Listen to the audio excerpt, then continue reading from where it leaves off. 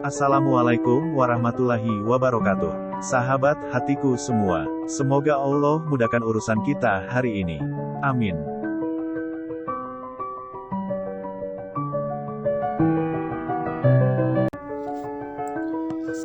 Bismillahirrahmanirrahim. Assalamualaikum warahmatullahi wabarakatuh.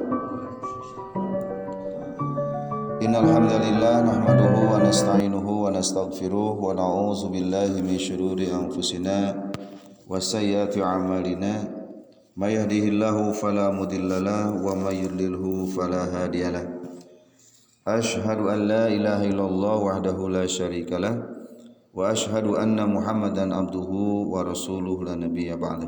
Amma ba'du, jamaah yang dimuliakan Allah Subhanahu wa taala.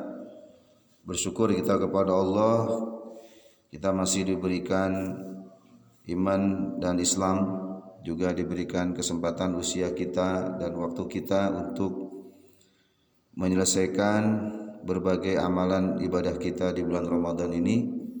Semoga yang sudah kita lakukan 10 hari ke belakang diterima oleh Allah Subhanahu wa taala sebagai amal ibadah kita yang akan Allah berikan pahala yang berlimpah.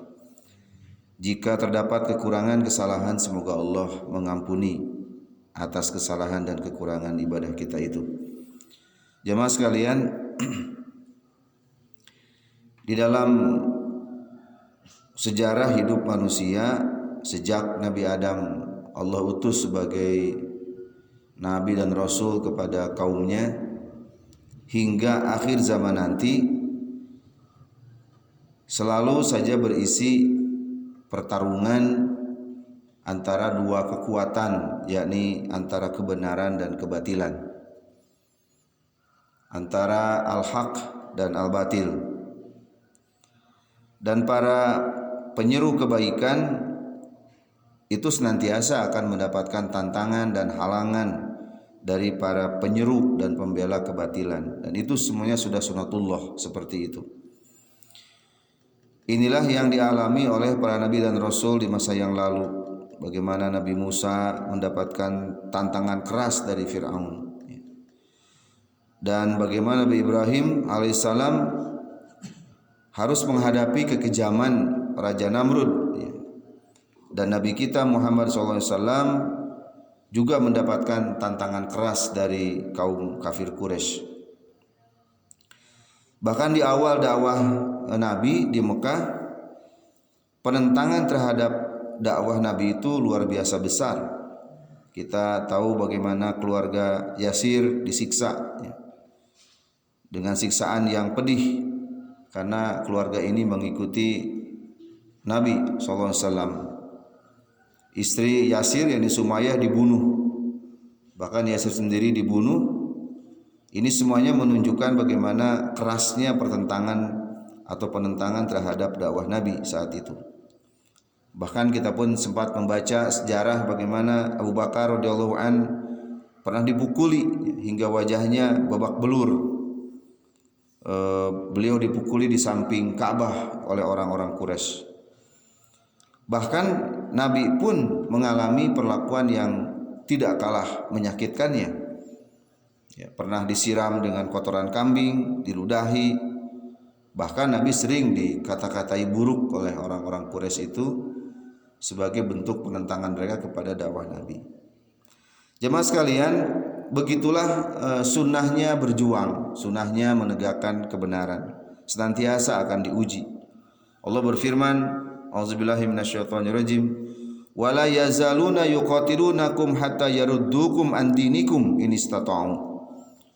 Orang-orang kafir tidak pernah berhenti memerangi kalian hingga mereka mengembalikan kalian dari agama kalian, yakni mengembalikan kalian pada kekafiran seandainya mereka mampu. Quran surat Al-Baqarah ayat 217. Inilah karakter orang-orang kafir dan antek-antek mereka yang sejak dulu hingga sekarang selalu begitu. Jadi menentang kebenaran, menentang al-haq. Maka kalau saat ini orang-orang kafir barat berupaya melakukan propaganda negatif terhadap kaum muslimin dan Islam, ya begitulah karakter mereka sejak dulu. Tujuannya hanya satu, yakni membungkam dakwah Islam, agar umat Islam tidak tertunjuki ke jalan yang benar. Mereka tidak ingin umat Islam paham terhadap agamanya. Mereka tidak ingin umat Islam menerapkan ajaran agamanya secara sempurna. Mereka terus-menerus menghalang-halangi. Jamaah sekalian, maka jangan heran bila kaum muslimin dalam hal ini yang ingin menerapkan Islam secara kafah, karena ini merupakan kewajiban dari Allah, kemudian dicap sebagai kelompok radikal, dicap sebagai kelompok teroris, bahkan dicap sebagai kelompok intoleran dan sebagainya. Jangan heran pula jika mereka yang menyerukan kebenaran kemudian dihalang-halangi pengajiannya, dibubarkan, ya.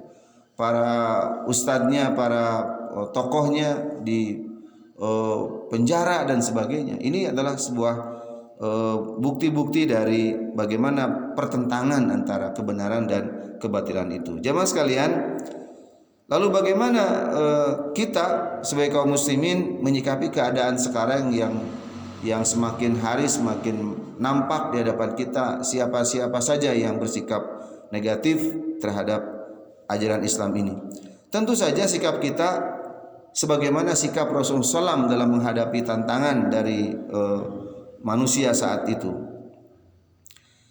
Apa yang Nabi lakukan dulu, bagaimanapun sikap orang-orang Quraisy kepada beliau, bagaimanapun sikap orang-orang Quraisy kepada sahabat-sahabat beliau, mereka tetap lantang menyampaikan kebenaran apapun resikonya.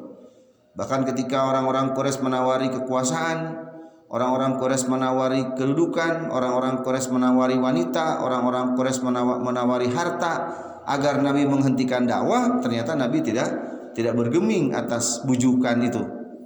Bahkan ketika sebagian para sahabat disiksa, bahkan Nabi pun berusaha untuk dibunuh oleh mereka, Nabi tidak melangkah setapak pun, kecuali Nabi terus berada dalam kebenaran, menyampaikan al-haq dengan amar ma'ruf nahi munkar. Inilah dorongan yang muncul dari keimanan. Berjuang itu karena meyakini kebenaran apa yang diperjuangkan. Inilah yang menjadikan para Nabi Muhammad dan para sahabat bertahan dalam kebenaran. Nabi sangat meyakini firman Allah, wa man ahsanu qawlan mimman da'a ilallah wa amila sholihan wa qala innani minal muslimin. Siapakah yang lebih baik ucapannya daripada ucapan yang menyeru manusia kepada agama Allah dan beramal soleh serta berkata, aku termasuk orang-orang yang berserah diri.